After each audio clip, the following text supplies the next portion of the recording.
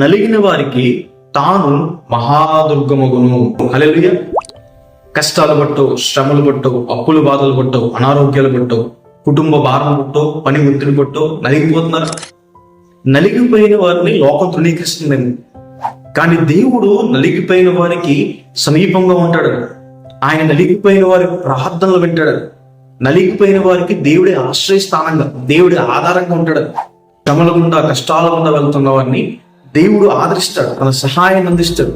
యెహోషాపాతు అనే రాజు జీవితంలో 3 దేశపు సైన్యాలు ఒకేసారి ఆయన మీదకి వచ్చినప్పుడు యెహోషాపాతు దేవుడిలో ప్రార్థన చేయగా దేవుడు తన సహాయం పంపిస్తాడు. అనారోగ్యాలతో బాధపడే వారిని దేవుడు స్వస్థపరుస్తాడు.